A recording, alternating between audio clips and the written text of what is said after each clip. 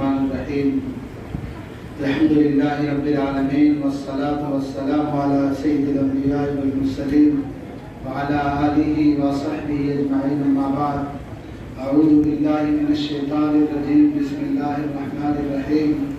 انا نحن نزلنا الذکر وانا له لحافظون صدق اللہ العلی العظیم۔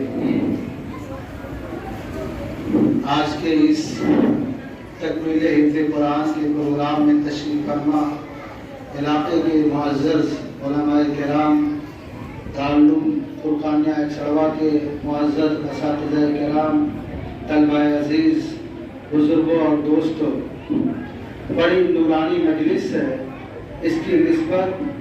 اللہ تبارک و تعالیٰ کی اس کتاب کے ساتھ جڑی ہوئی ہے جو اللہ کی کتاب ایسی ہے کہ اللہ نے اس کی حفاظت کی ذمہ داری خود لی۔ دنیا کے اندر اللہ تبارک و تعالیٰ نے بہت ساری کتابیں، صحیفے الگ الگ زمانے میں نازل فرمائے، لیکن ان کے اندر اور قرآن پاک کے اندر جو امتیازی شان ہے، جو قرآن ہم کو بتاتا ہے، وہ یہ ہے کہ اللہ تبارک و تعالیٰ نے ان کی کتابوں کو باضابطہ لکھ کر کے ایک بیگ دے دیا۔ وہ کتاب ہے چاہے موسیٰ علیہ السلام کو، چاہے حضرت داؤد علیہ السلام کو، حضرت عیسیٰ علیہ السلام کو، وہ پوری کتاب ایک بیگ دے دی گئی تھی۔ لیکن قرآن ایک ایسی کتاب ہے جو بیگ وقت پوری نہیں دی گئی، بلکہ حسب ضرورت تھوڑا تھوڑا کر کے 23 سال کے اندر دنیا کے اندر اللہ تبارک و تعالیٰ نے ان کو آیتوں کو نازل فرمایا۔ دوسری چیز جو اس قرآن کی خصوصیت ہے ان کتابوں کے بیچ، وہ یہ ہے کہ اللہ تبارک و تعالیٰ نے اس کو چھوٹی چھوٹی آیتوں میں، جہاں حافظ صاحبان سانس توڑتے ہیں ایسا بنایا، چھوٹی چھوٹی آیتیں، اور ان کتابوں کے اندر جو آیتیں تھیں وہ بہت لمبی لمبی تھیں، وسیع تھیں۔ Hey there. Subscribe to my channel and also press this bell میں icon. نے جو اس قرآن کریم کو تھوڑا تھوڑا کر کے نازل کیا اور چھوٹی چھوٹی آیتیں کر کے 30 پارے دیے، وہ اس کا مقصد تاکہ آپ آسانی سے لوگوں کو سمجھا سکیں، تاکہ آپ آسانی سے لوگوں کو اس کے معانی، اس کے مفاہیم کو سمجھا سکیں۔ میرے محترم بزرگوں اور دوستوں، یہ قرآن حضور صلی اللہ علیہ وسلم کے زندگی میں 23 سالہ زندگی میں نازل ہو گیا، لیکن کسی دفتر کے اندر نہیں تھا، ایسا مستند، ایسا نسخہ حضور کے زمانے میں ایسا نہیں تھا،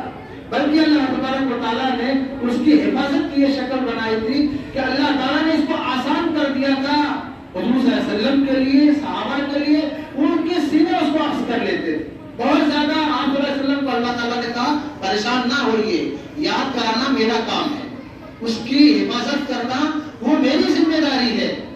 آپ صلی اللہ علیہ وسلم کے سینے میں محفوظ، صحابہ کے سینے میں محفوظ۔ ہاں، آپ صلی اللہ علیہ وسلم اس کا اہتمام ضرور کرتے تھے کہ صحابہ کو کہتے تھے کہ اس آیتوں کو لکھ لیا کریے، اس صورت میں اس آیت کو لکھیے، اس صورت میں اس آیت کو لکھیے، کیونکہ بیک وقت ساری صورتیں ایسی نہیں کہ بیک وقت نازل ہوئی، قرآن کی کچھ صورتیں ایسی ہیں جو بیک وقت نازل ہوئی، باقی صورتیں تھوڑی تھوڑی کر کے حسب ضرورت دنیا کے اندر آتی رہی۔ آپ صلی اللہ علیہ وسلم صحابہ کو بتاتے رہے کہ اس آیت کو اس صورت میں، اس آیت کو اس صورت میں رکھ دیا جائے، لیکن سب الگ الگ۔ آپ صلی اللہ علیہ وسلم دنیا سے چلے گئے، سیدنا ابوبکر صدیق رضی اللہ تعالیٰ عنہ کا زمانہ آیا تو آپ کے زمانے میں ایک جنگ ہوئی، جنگ امامہ، اس میں بہت سارے علماء کرام کو شہید کر دیا گیا۔ وہ معاملہ وجہ بنا حضرت عمر فاروق کے اندر یہ دائیہ پیدا ہوا کہ خلیفۃ المسلمین سے چل کر کے ہم کہیں کہ قرآن کی حفاظت کے لیے کوئی بندوبست کریے، ورنہ ایسے حافظ سب شہید کر دیے جائیں گے تو قرآن ختم ہو جائے گا، دنیا میں رہ نہیں جائے گا۔ سیدنا ابوبکر صدیق رضی اللہ تعالیٰ عنہ فرماتے ہیں کہ ان کی یہ رائے مجھے پسند نہیں تھی، اس لیے انہوں نے خود کہا اور فاروق سے کہا کہ جو کام حضور صلی اللہ علیہ وسلم نے اپنی زندگی میں نہ کیا ہو میں اس کام کو کیسے کر سکتا ہوں۔ لیکن بار بار حضرت فاروق کا اصرار، اور اس اصرار کے بعد سیدنا ابوبکر صدیق رضی اللہ تعالیٰ عنہ کو شرح صدر ہوا، اور سیدنا ابوبکر صدیق رضی اللہ تعالیٰ عنہ نے اب وہ ذمہ داری لے لی، لیکن کرے کیسے؟ اس کے لیے آپ حضرت صدیق رضی اللہ تعالیٰ عنہ نے جو کاتب وحی رسول ہیں، جن سے اللہ کے نبی محمد صلی اللہ علیہ وسلم لکھوایا کرتے تھے وحی کو، حضرت زید بن ثابت کو بلایا اور کہا کہ یہ کام آپ کریں۔ انہوں نے وہ لکھتے ہیں، وہ فرماتے ہیں کہ مجھے اگر ابو بکر صدیق کہتے ہیں کہ اس پہاڑ کو کاٹ کاٹ کرے، اس پہاڑ کو دوسری جگہ منتقل کر دے، تو میرے لیے آسان تھا، لیکن قرآن کو ایک جگہ کرنا، اکٹھا کرنا، یہ میرے لیے بہت مشکل کام تھا، اس لیے بھی حضور نے بھی نہیں کہا تھا کرنے کے لیے اپنے زمانے میں، لیکن یہ شیخین حضرت عمر فاروق اور ابو بکر صدیق رضی اللہ عنہ کی اصرار نے ہمیں اس بات پر آمادہ کیا کہ یہ کام میں کروں، تو انہوں نے قرآن کو اکٹھا کیا، قرآن کو اکٹھا کیا، لیکن یہ مصحف جو ہمارے پاس ہے ابھی تو اس وقت بھی تیار نہیں ہوا۔ آگے آئیے حضرت عثمان غنی رضی اللہ تعالیٰ عنہ کا زمانہ آیا، حضرت عثمان غنی رضی اللہ تعالیٰ عنہ کے زمانے میں جنگ آرمینیا، مقام آرمینیا پہ، آذربائیجان پہ جنگیں ہو رہی تھی، عرب و عجم کا وہاں پر آپس میں اختلاف ہوا، تو عرب کے لوگ الگ الگ لغات میں قرآن پڑھتے تھے، کوئی قریش کی لغت پڑھ رہا، کوئی اور قبیلے کی لغت پڑھ رہا، تو اس وقت بہت بڑا معاملہ سامنے آیا،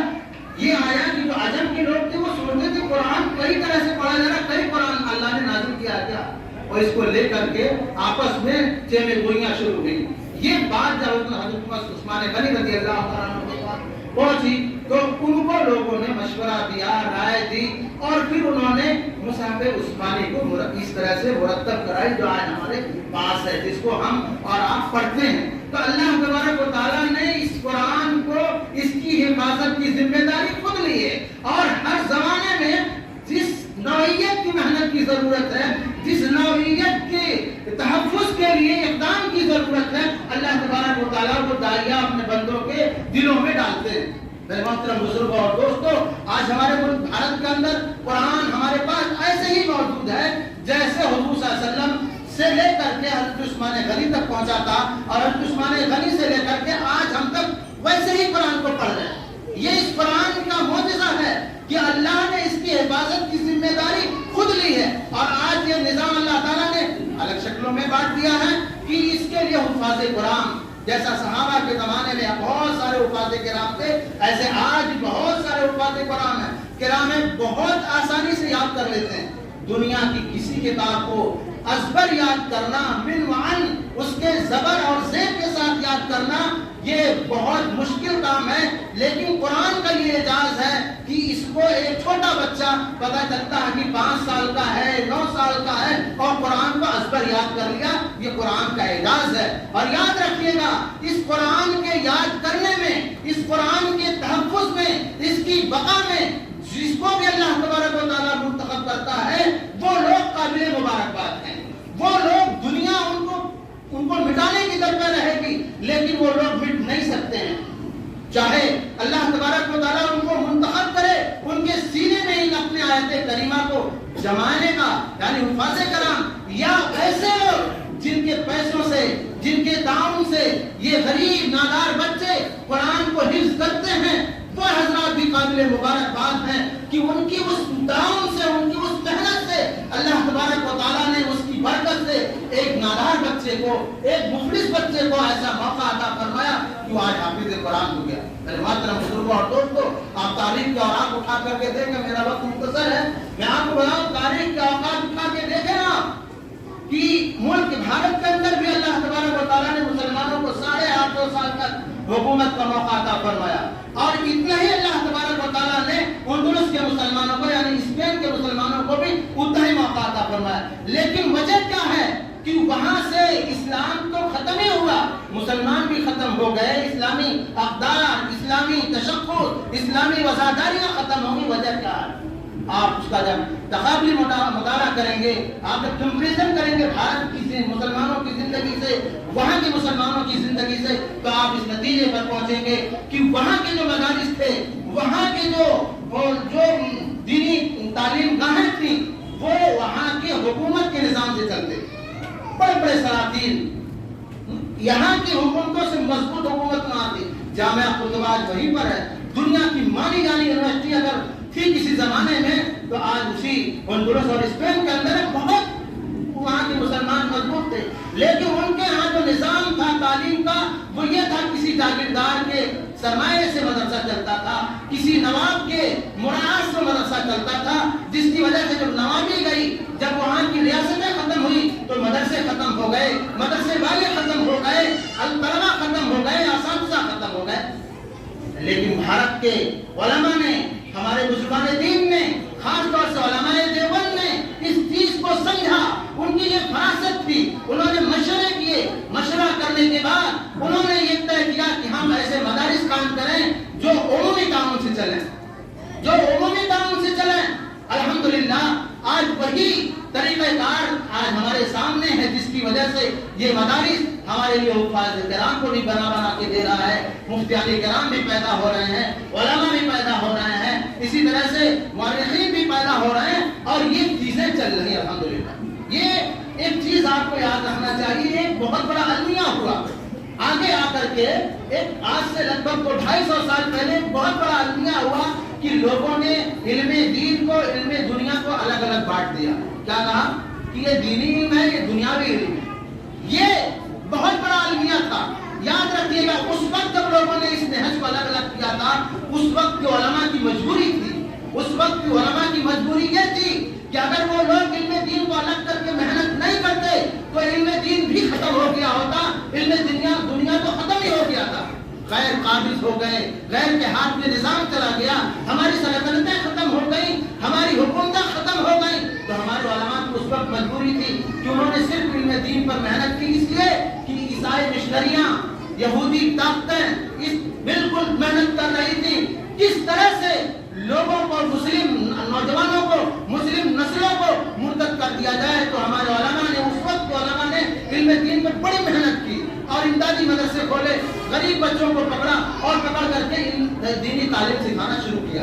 ورنہ اس سے پہلے مدارس کہیں آپ نہیں پائیں گے جہاں علم دین، علم دنیا الگ ہو۔ آج کے حالات میں بھی ہمیں اس کی ضرورت ہے، علم دین، علم دنیا کو الگ نہ کریں، بلکہ آپ صلی اللہ علیہ وسلم کی زندگی کو نمونہ بنائیں۔ اور آپ صلی اللہ علیہ وسلم نے جس طرح سے اپنے زمانے میں جنگ بدر کے قیدیوں سے، آپ تاریخ اٹھا کے دیکھیں،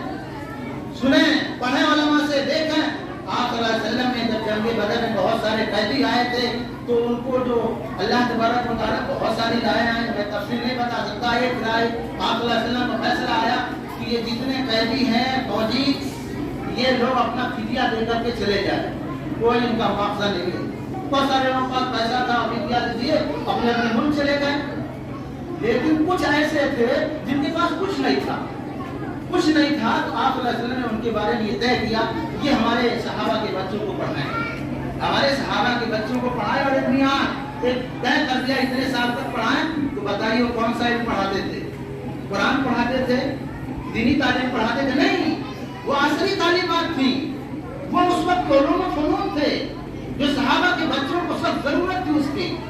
آپ صلی اللہ علیہ وسلم کی اس طرز عمل کو ہمیں اپنانا چاہیے، کبھی علم دین، علم دنیا کو الگ الگ نہیں بانٹنا چاہیے، اور ہمیں جس طرح سے، یہ تو ہمارے واجبات میں سے ہے، ہمارے فرائض میں سے ہے، قرآن کی،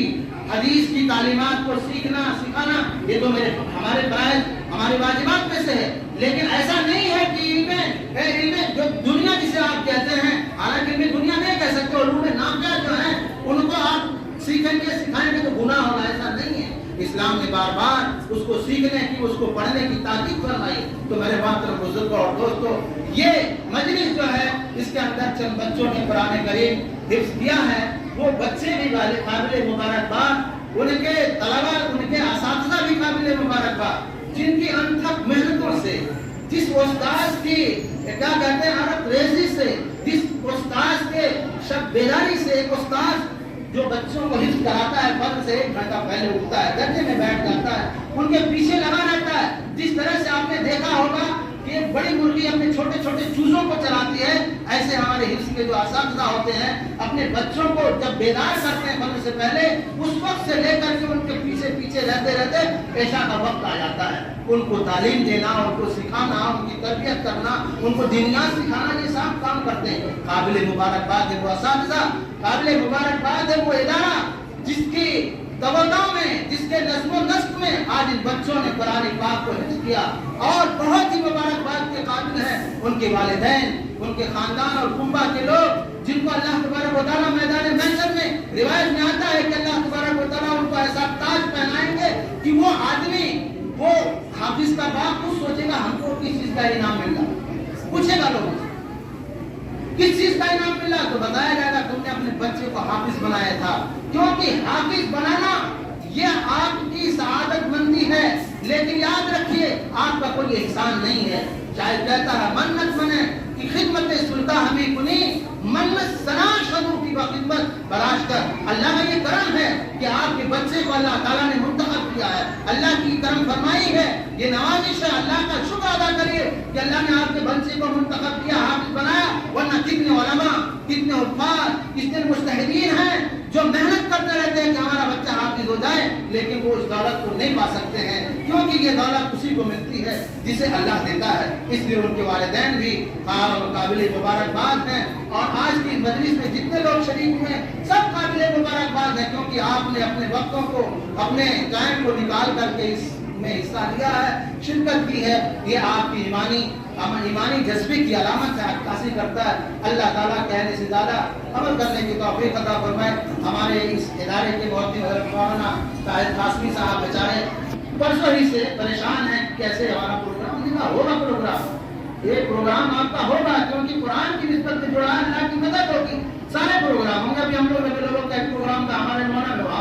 وہاں سے نکلے تو ان کے پاس پہنچے، تو یہ سب اللہ تبارک و تعالیٰ کی توفیق ہے۔ اللہ تبارک و تعالیٰ سے مانگنا چاہیے۔ اللہ تبارک و تعالیٰ نے قرآن میں فرمایا اِنَّا نَحْنُ نَزَّلْنَا الذِّكْرَ وَإِنَّا لَهُ لَحَافِظُونَ، کہ ہم نے ہی اس قرآن کو نازل کیا ہے اور ہم ہی اس کی حفاظت کریں گے۔ آج پوری دنیا میں قرآن کو مٹانے ہی کی ذکر ہو رہی ہے۔ سب سے زیادہ اگر محنت اعدائے دین اور اسلام کر رہے ہیں وہ اس بات کی کر رہے ہیں کہ قرآن ختم ہو جائے، سارا معاملہ ختم ہو جائے، لیکن یاد رکھیے قرآن کو کوئی مٹا اس لیے نہیں سکتا ہے کہ اس کی حفاظت کی ذمہ داری اللہ نے لی ہے، اور ساری کتابوں کی جو منزل نے نقل ان کے حفاظت کی ذمہ داری اللہ نے نہیں لیا تھا۔ جو اس کے حاملین تھے ان کو اللہ نے ذمہ داری دی تھی، انہوں نے نہیں حفاظت کی، تو اس کے اندر آج بہت تحریفات ہو گئی، وہ صحیح کتابیں نہیں ملتی۔ لیکن قرآن ایک ایسی مقدس کتاب ہے جیسا حضور کے زمانے میں نازل ہوئی تھی،